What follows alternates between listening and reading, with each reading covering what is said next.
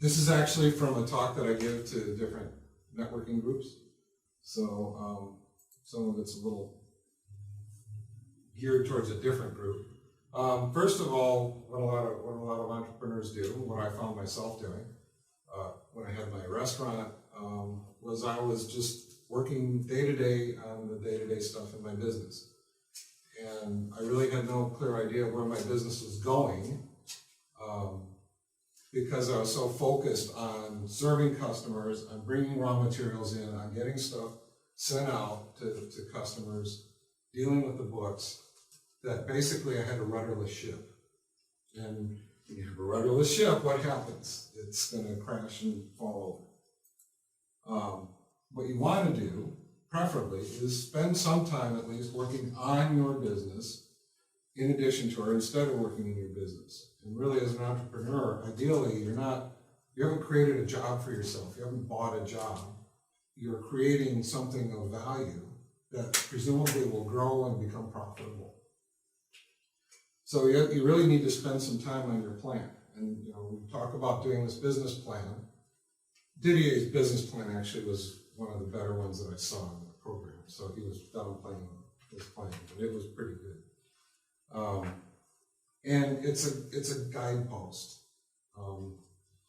It's a snapshot in time. Basically, you take all the information you've learned about your business and what who your customers might be and hopefully are, your demographic group, your pricing, your raw materials, your manufacturing, your service supply.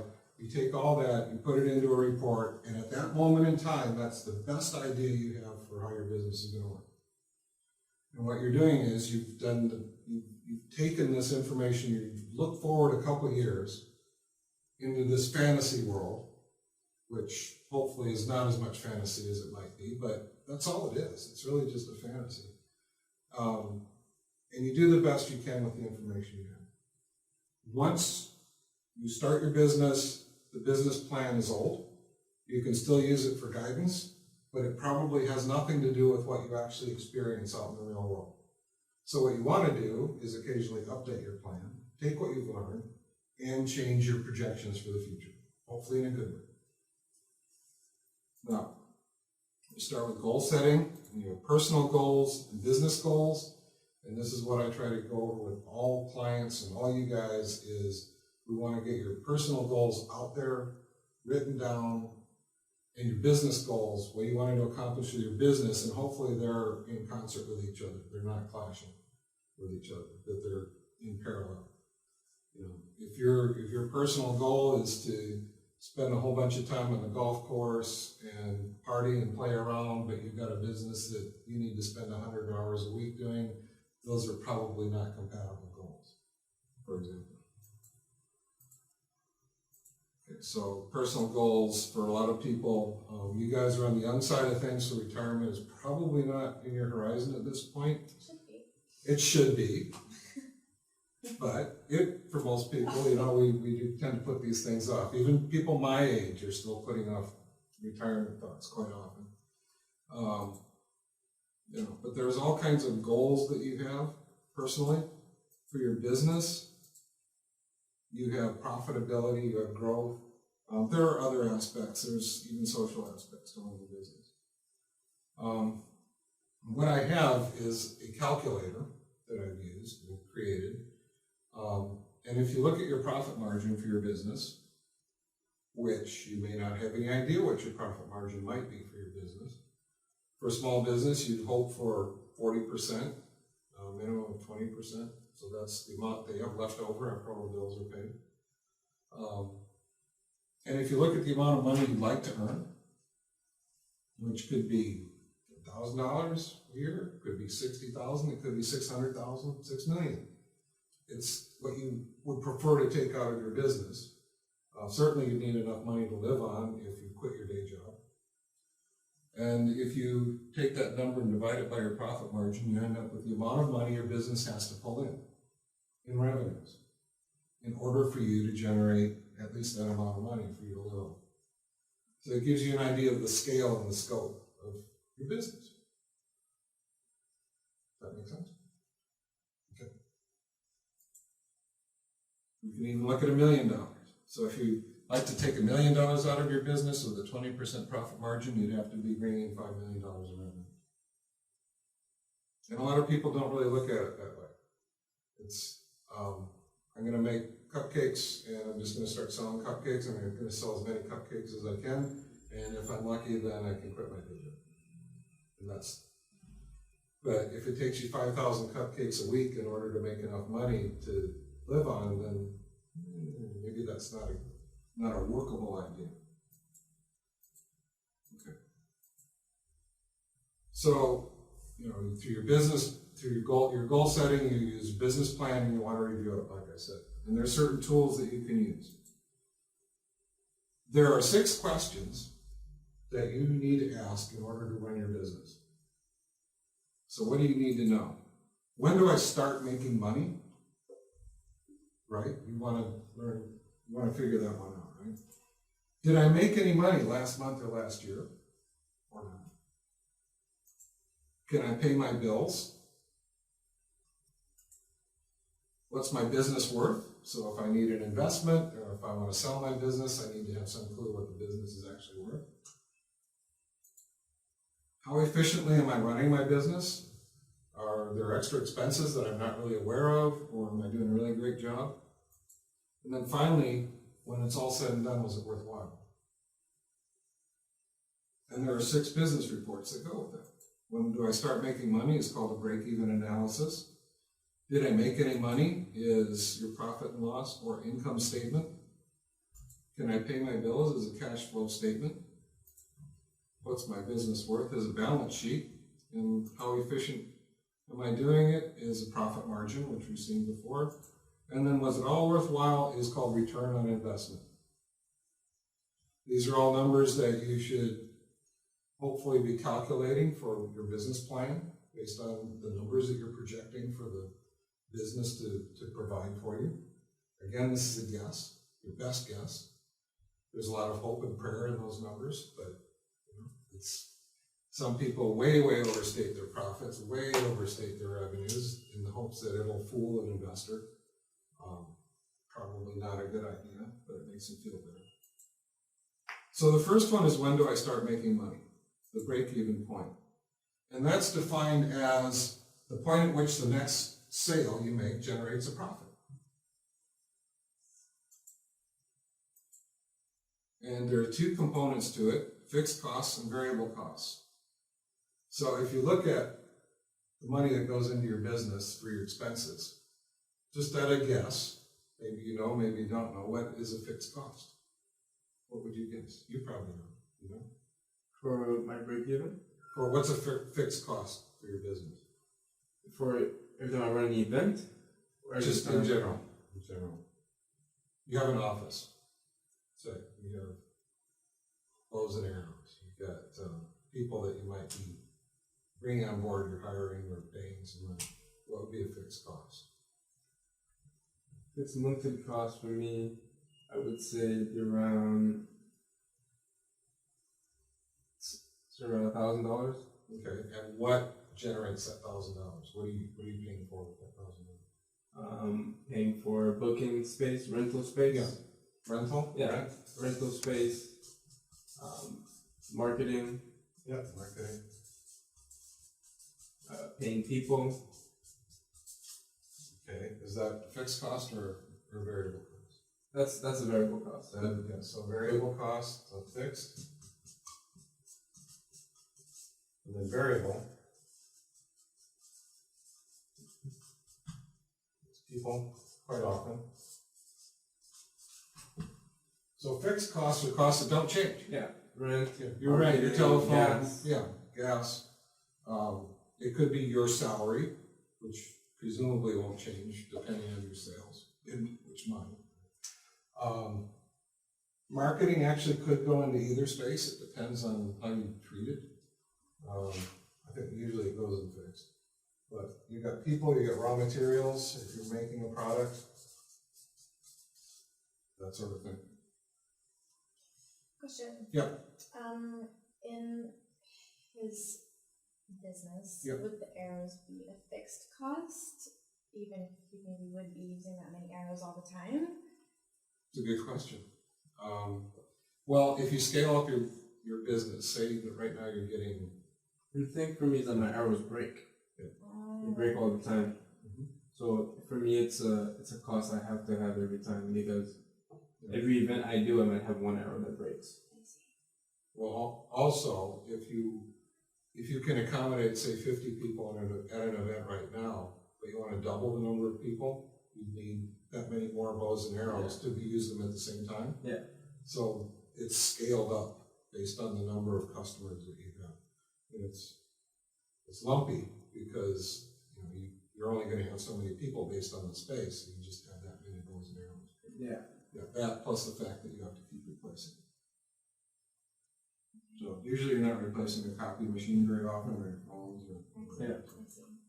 yeah. Do you have a waiver that you get for those then?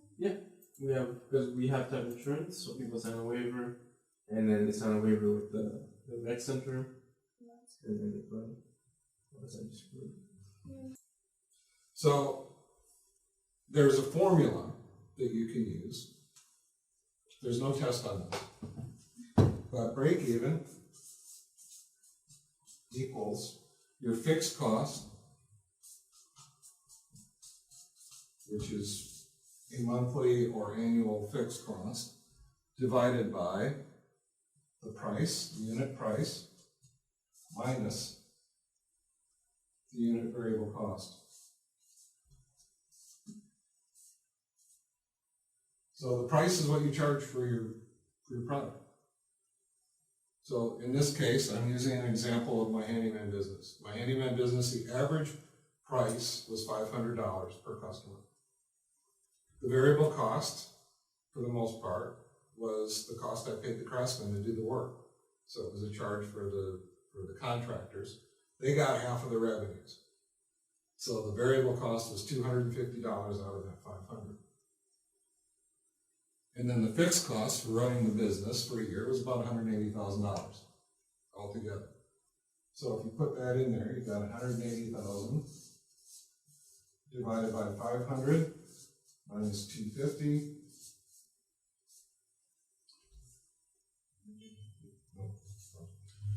And you end up with 720 sales to reach break-even point per year. That's total revenues of $360,000.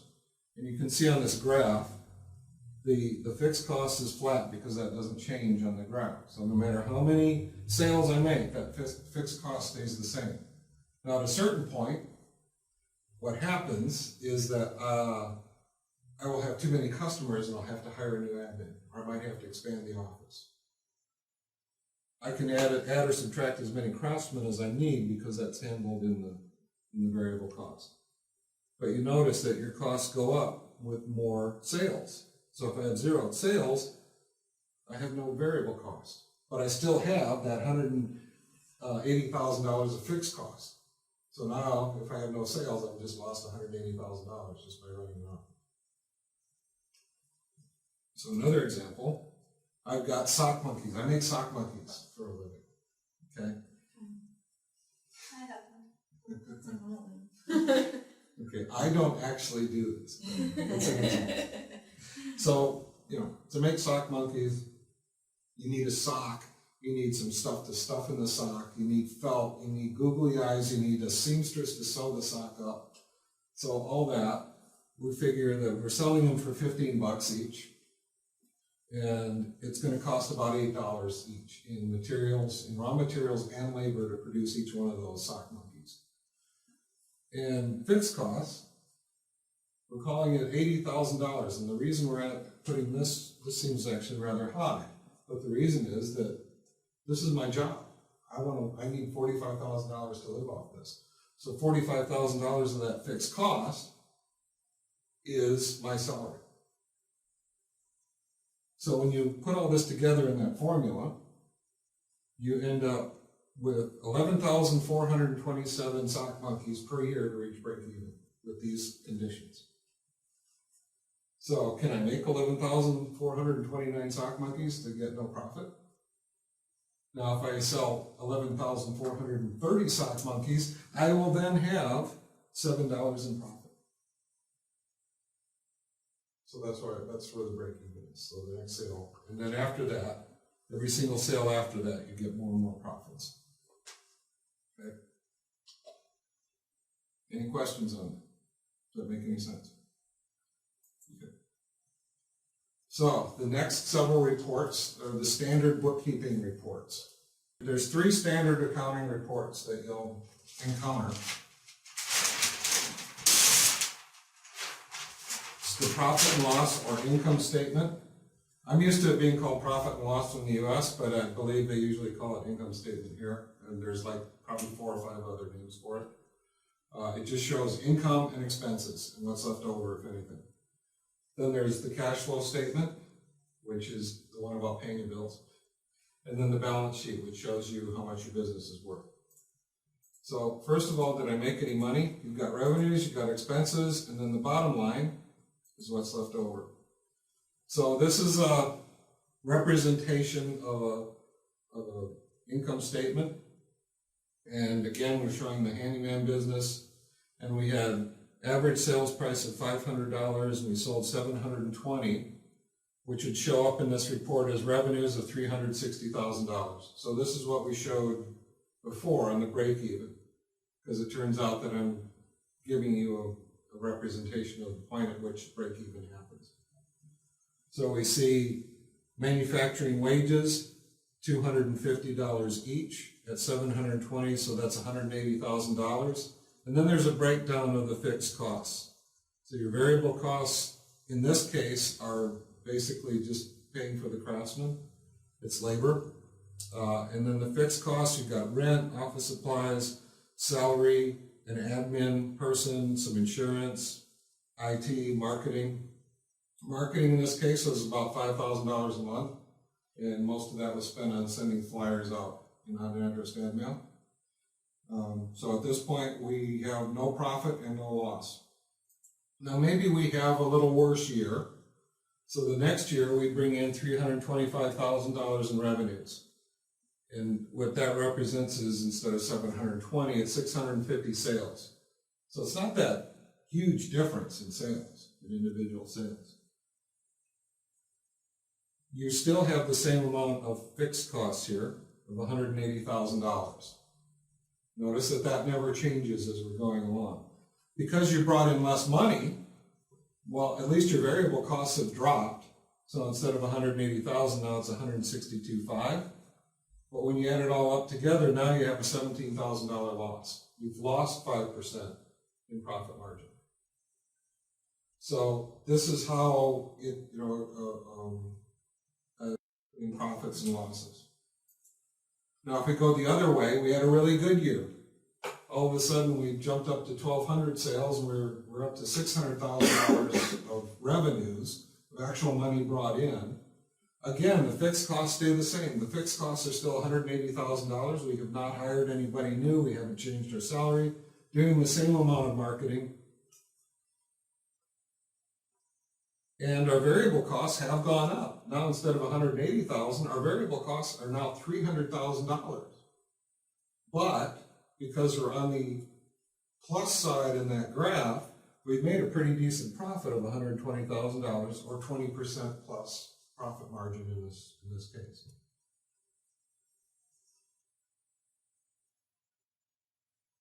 Okay, I tried to simplify this and show this in a way that hopefully is illustrative, but I realize there's a lot of numbers on the screen. So I understand that, even for me trying to read through this, sometimes I get lost, so I'm okay with it.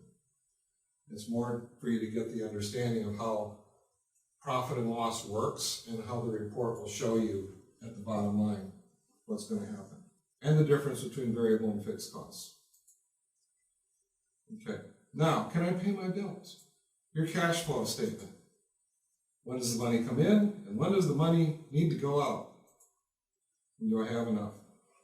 Now, the reason for most businesses to fail is because they don't have enough money to pay their bills, because they don't have enough cash. Most businesses, small businesses, start out undercapitalized.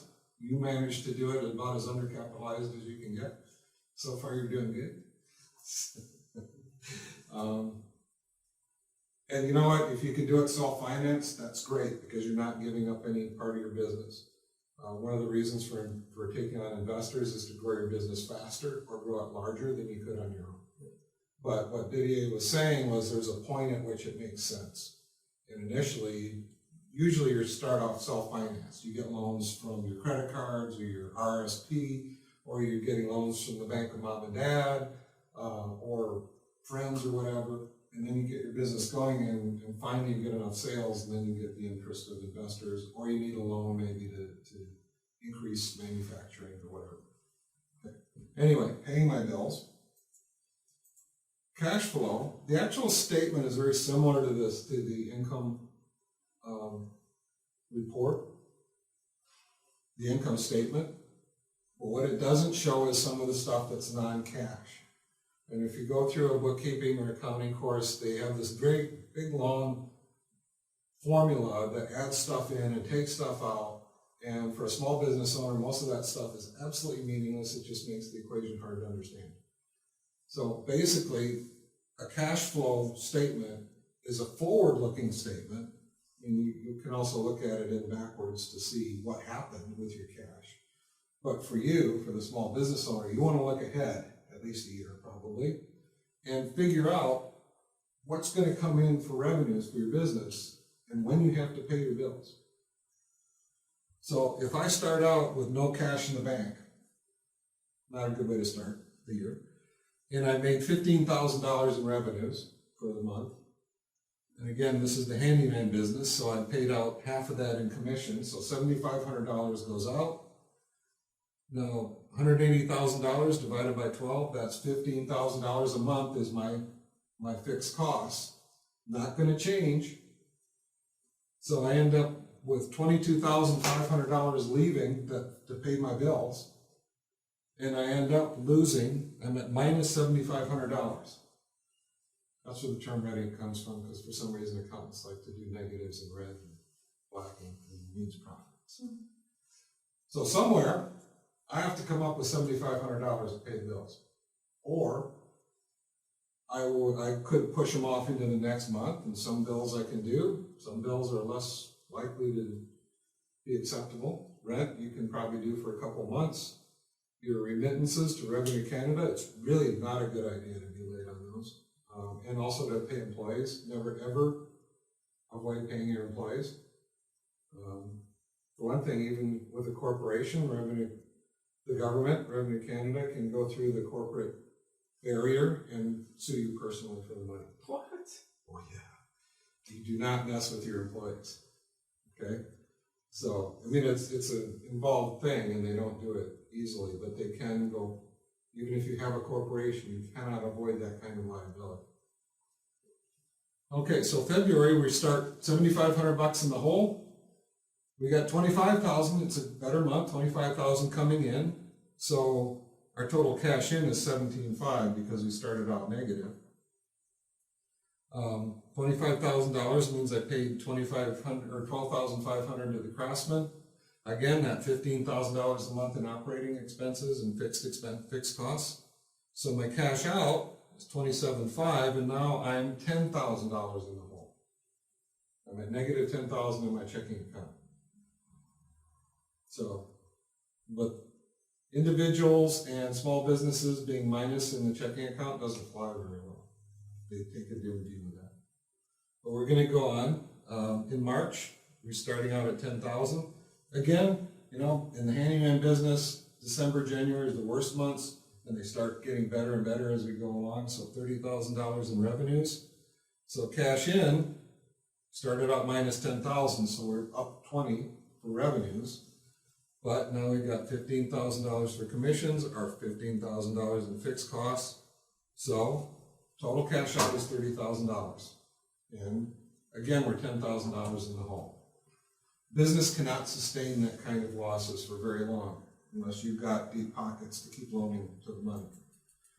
So what you might want to do is, if you have this projection in hand already, that you know that revenues are a little lower than you might hope for that time of year, you might take a loan or use a line of credit or whatever you need to do, get out the credit card and put that $10,000 in now, so you're not going to overdraw your checking account. And this is probably cutting it a little thin because you can't accurately predict what those revenues and expenses are going to be exactly. So in reality, you probably want more than that for more of a cushion. But using your cash flow statement allows you to look forward and do your best estimate of making sure you can pay your bills. So it's a matter of shifting money around, loaning your business money now rather than, oh crap, I've overdrawn my account and I've got 10 checks bounced, so it's going to cost me $500 in check overdrawn checking draft fees, that sort of thing. So it allows you to save some expenses and anticipate things and keep your business afloat. Yeah. I've had some late fees on like insurance ones, and that went from like, oh, usually your insurance is $85 a month, and then I had to pay $400 that month. Yeah, see, but your creditors take a very dim view of you paying them late. However, the people who owe you money are very happy not to pay you on time. And that's where you really, unless you do cash sales or people pay right when, and it sounds like you pretty much do that, you're not taking deferred cost. Trying to bill people and trying to make sure you get the money becomes difficult sometimes. Most people are great, pay their bills on time, but there's always those people, and it seems like the ones that owe the most money are the ones that are least likely to pay on time. And that's where you actually have to get mean sometimes and just say, sorry, dude, you need to pay the money now. You owe it, you agreed to it. If not, we may have to go to small claims court. If you have to threaten them, sometimes you have to do that. That's the other side of those nasty phone calls from the creditors, right? It's the people who don't pay, and those are the ones that screw it up for everybody else and make life miserable for everybody. Okay, now the balance sheet. The balance sheet is the accountant's friend. They love this statement. It's like the whole reason for their existence. I'm not sure why. It has its place, but what it's about what your business is worth. It's about the book value of your business. It's not necessarily what you can sell your business for, but it gives you the basis for that. And this is what the Dragon's Den folks are looking for, is what your business is worth. There's a number of ways of calculating it, of estimating it for a business that has almost no sales. The more sales you have, the easier it is to estimate it. The technical definition of what your business is worth is the present value of all future profits. So in perpetuity, like forever, if you're making $1,000 a month in profits, you can add them all up and estimate what it would be until the business dies of some horrible death down the road. And then you apply what's called a discount rate to bring it back to account for inflation in today's dollars. So it's retained earnings or owner's equity that's the amount that we're talking about. How much do I own and how much do I owe? And that's how you can remember what the values are. What are the assets of my business? Bows and arrows, computer, laptop, whatever. Probably not a lot more. And then how much do I owe? Do I have any loans? Have I loaned myself or loaned my business money for myself? That's money owed to you. A lot of times we forget that as a small business owner, especially because we're not recording it properly. Yeah, that's a big thing because last month and this month is actually the time I'm actually really cracking down on my accounting. Yeah. Because I realized that it will bite me back in the end. Once I sign up with the CRA and I get all my actually start taxing people, I have to put things in specific accounts and not to get screwed over, basically. Yeah. And what I found I wish someone would have told me earlier was there's these softwares online like QuickBooks, FreshBooks, it's just accounting books, and essentially even if it's not your business, even if it's your personal account, you're able to actually quantify everything that you're doing. Every time you purchase something with your phone, you can just take a picture of it, take a picture of the receipt and it puts it together. And I realized that that would have made my life a lot easier because right now I'm actually going through hundreds of receipts that I've just kept in a drawer. Just a giant shoebox. Yeah, full of this is a giant receipts. shoebox, and I'm realizing, and I realized that, and by doing that, I realized that a lot of the money that I spent on the business was less of business money and more of my money. Yeah. And when you see like, the different accountings, you see that wow, I did spend, I did put a lot into the business myself. And and you'll pay for little things. You put it on your personal credit card. You need to keep track of that because that is a business expense. It would come out of your revenues for tax purposes. Yeah. As long as it is a legitimate business expense. So that's why you want to keep track of all that stuff. And the other thing that that I also understood is that if, for example, let's say I put $200 into my business account, I don't want that being seen as income. Meaning, I don't want them to think that the money I put into the business is money I got from a birthday party. Because if you do that, they'll tax you off of that, and that won't be good for you because it was a loan. And and I've had to do that. I have been audited by the IRS for my restaurant, and my former partner, my ex-wife, and I loaned the business some $150,000 or so, probably a couple $100,000. And we did it probably not the absolute correct way, but I had to go back and I had to show the actual transactions.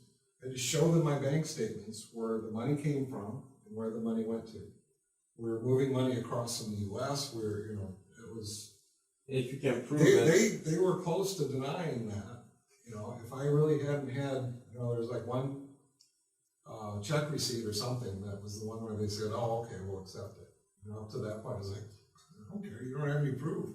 You're going to have to count that as income." I was like, "No, I don't think so. We didn't have any income. We didn't have any profits for the business." So, just a question to backtrack a little bit there.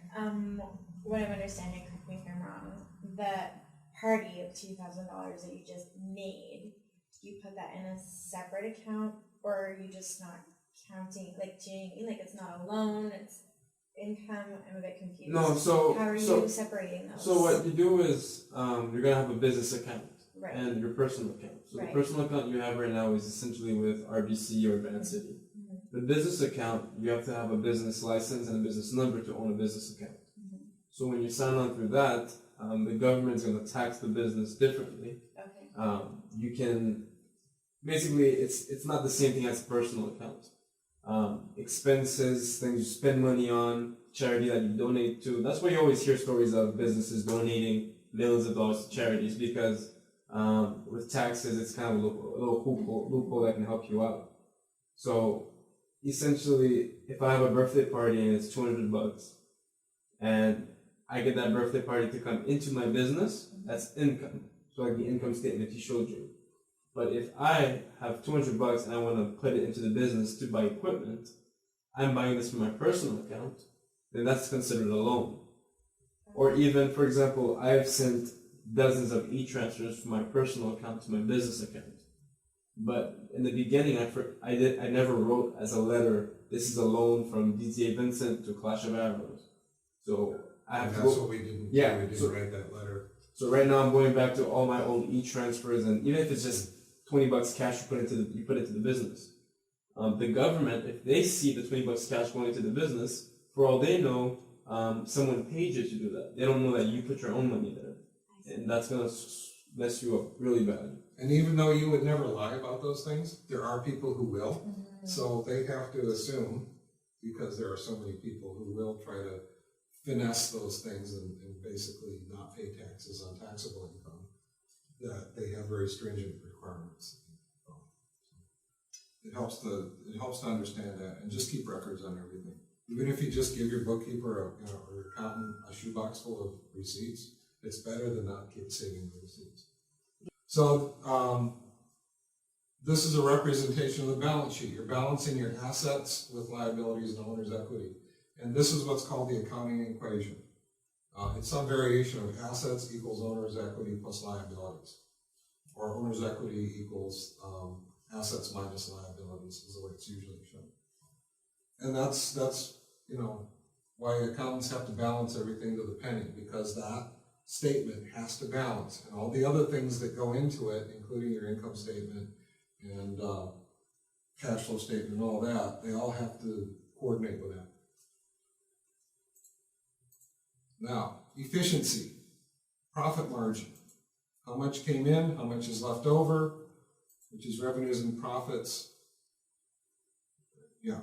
And you divide 2 by 1. So it's profits divided by revenues, that's the profit margin. And because it's a ratio, you can use it to compare your business month to month. And the number is very, very sensitive to changes in your profits and changes in your revenues. So you can see very quickly, if your profit margin's decreasing, and you can't see any reason why your profit margin's dropping, like you can't think of any reason why, maybe you don't remember any particular major expense, or it seems like your revenues have been the same, but your profit margin's decreasing, there's a reason, there's something you're missing, there's something that you're not aware of, and you want to make yourself aware of it. Same thing if your profit margin's decreasing for some weird reason and you can't figure it out, well, maybe you forgot to pay a major bill. And all of a sudden you have more profits than you really should. So it's sort of a warning system, and if you track it month to month, you can see how your profit margin changes. And once your business is fairly steady state, your profit margin will stay fairly steady state. And it'll only change when you make some operational changes to your business. So it gives you an idea. Well, I had to go out and buy that golf club membership. I just had to. And don't forget that every expense comes right out of profits. It is not proportional to your revenues and profits. Any expense you have comes out of your profits. So make sure that any expense makes sense, that it's worthwhile for your business. I pick on golf club memberships because I hate golf. Just, sorry, apologize for it, I just don't like golf. And there's, all the people in Yes seem to love golf. Yeah, the Yes group. everybody seems to love golf. Jeez. I'm probably gonna learn golf just for the heck of learning golf. I tried that. I even tried that as part of my thing to get up in the corporate world, and I just you know what? This golf thing. I'd rather shoot arrows at people. Hey, I do have a question. Yeah. I'm not sure if it's backtracking on the last thing we were talking Sure. about.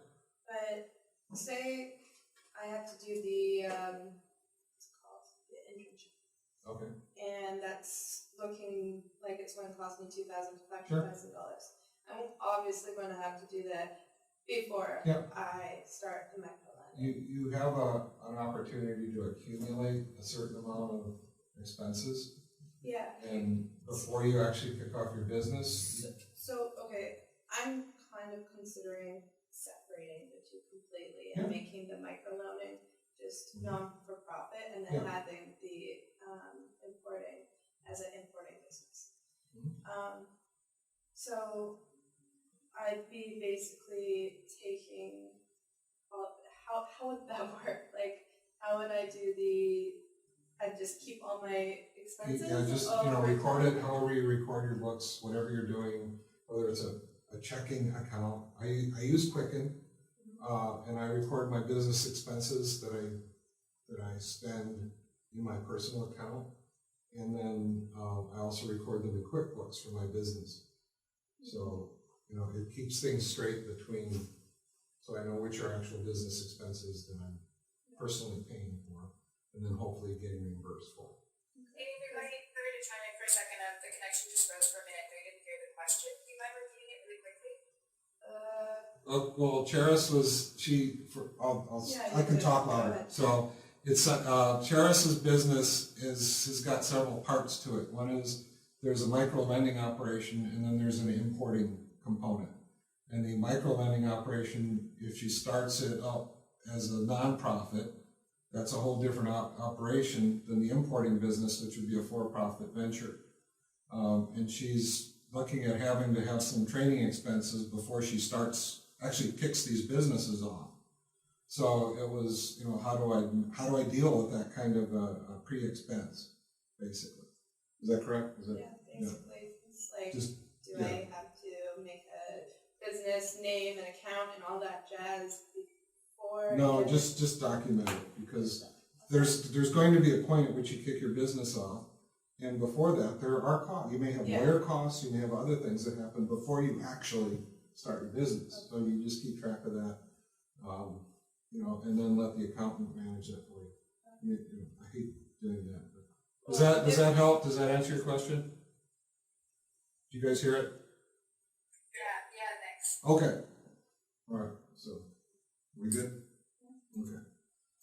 So profit margin actually can tell you about efficiency of your business, as I said. It can help you with planning, helps you to keep track of personnel and raw materials, things like that, and helps you to understand your growth. Now what happens when you grow is that you're going to add some, you may add a fixed asset. You may move into an office, or you may hire staffing for your office because you can't do it on your own. So you may end up growing your fixed costs. So there will be a step jump in your fixed costs, and that means your profit margin drops until your business picks back up and you're making these people pay for themselves. And that should be one thing you want to track is, are my costs paying for themselves, the things I'm buying for my business? If you're bringing somebody on board and they're ultimately not really bringing enough money into the business to cover themselves, was that an expense you really needed to begin with? And sometimes there's expenses that you just can't get around and they don't necessarily pay directly for themselves. But it helps to understand those and be aware of it.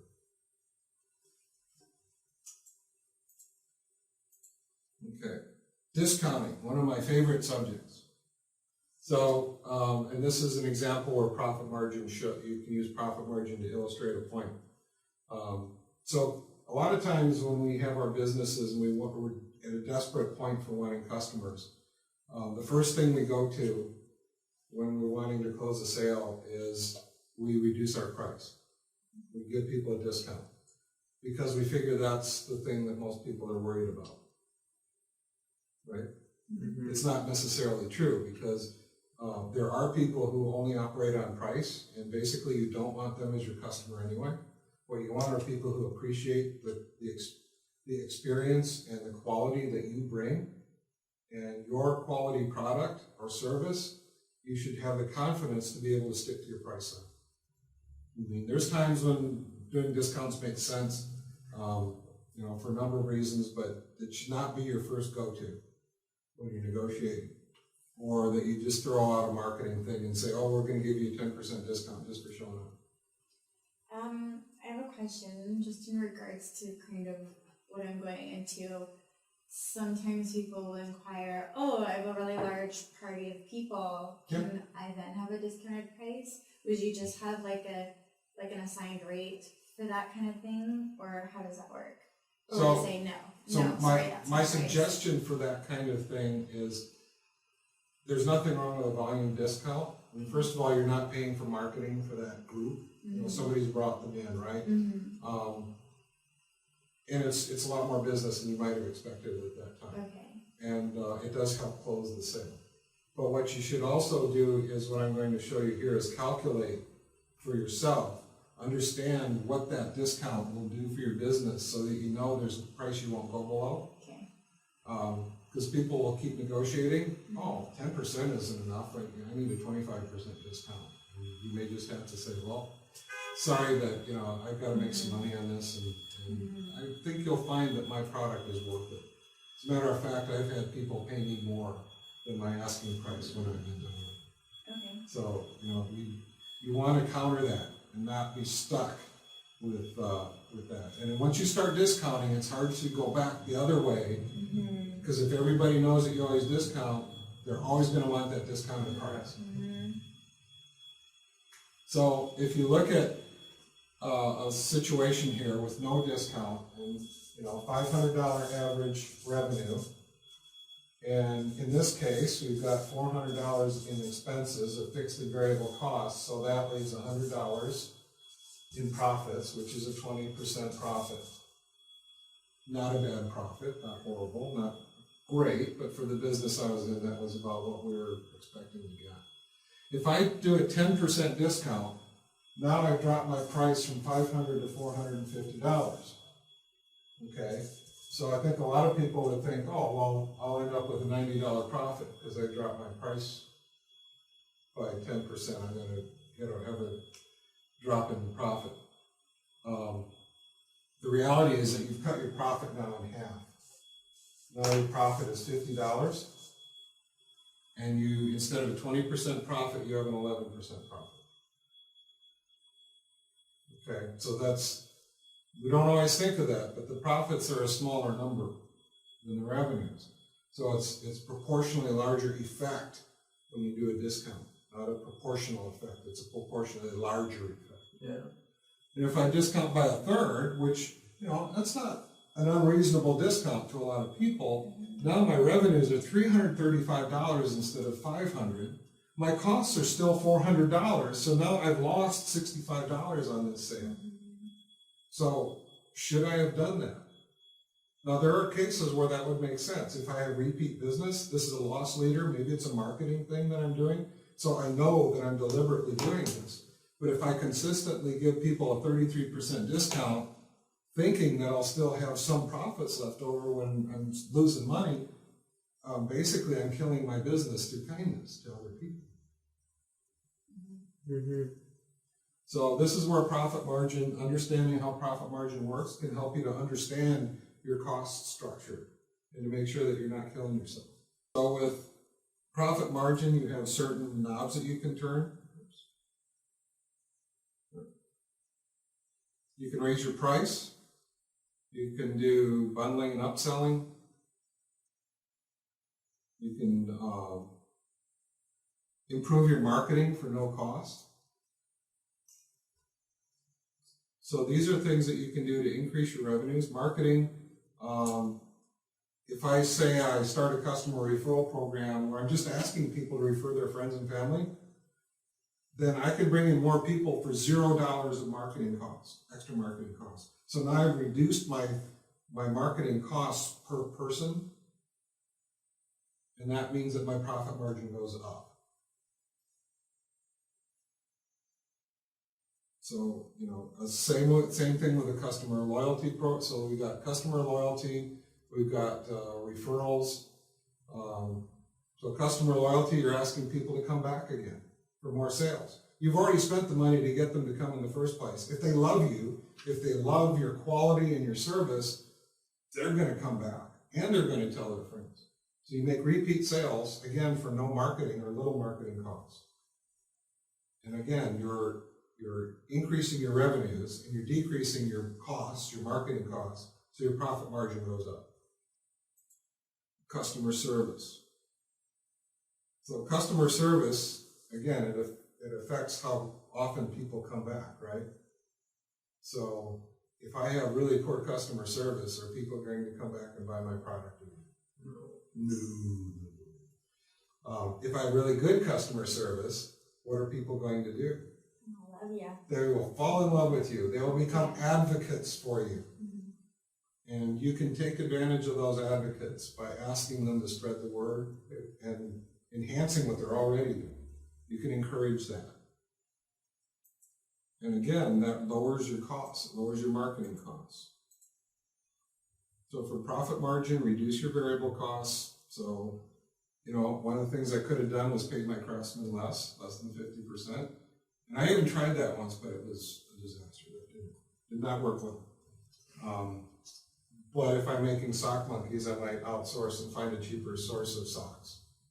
Or, and as volume goes up, then I should be able to buy things cheaper per unit, that sort of thing.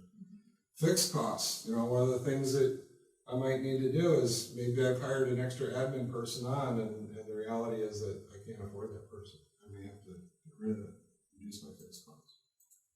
And then finally, was it all worthwhile? This is your report card on your business, and this is where you look at your project and whether it was worth doing.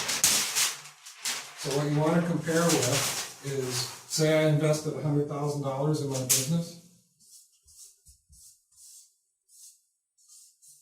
If I could have put that in a GIC, I think they're going for like 1%, 2% right now, 2% per year, which is a relatively safe investment. Although I had some, as a former financial advisor, I had some opinions on that for you. If I could have invested that money for little risk, now I could have gone to the stock market, invested in mutual funds, and maybe I could have made up to 8% per year on average. So maybe I can have gotten $8,000 on that. And over 10 years, that would be $80,000, but it would have been compounded, presumably, for 10 years. Now, if my return on my investment is less than that, why did I start that business? Why did I make that investment? And that's the question you want to ask yourself. You know, partly when you go through the numbers is my return worth doing this? Okay, so we look at an example here, $100,000 to purchase a restaurant, say, or a handyman business. Over 10 years, we brought in $5 million in revenues, and expenses were $4 million because we had a 20% profit margin. And that means after we account for the loan of $100,000 to the business, that we made $900,000. And that means that your return on investment would be 900% over 10 years, which is an annualized return on investment of 90%, which is a decent return. And this is in the order of magnitude that an investor might be looking for. You'd certainly be looking for at least 40% or more. Another similar example would be a $100,000 investment, revenues over 10 years of $5 million, but in this case, $4.8 million of expenses were paid out, leaving a return on investment after taking into account the initial $100,000 investment is $100,000. This is a 100% return on investment, but considering that it was over 10 years, that's $10,000 a year, which is an annualized return on investment of 10%. And that probably is not worth all the time and effort necessary to make that business run. So to recap, we have 6 tools to answer the 6 questions. When do I start making money? Did I make any money? Can I pay my bills? What's my business worth? How efficiently is my operation running? And was it all worthwhile? I hope you can use these tools to your advantage and make your business effective. Because ultimately, is your plan working for you, or are you working your plan? Thank you.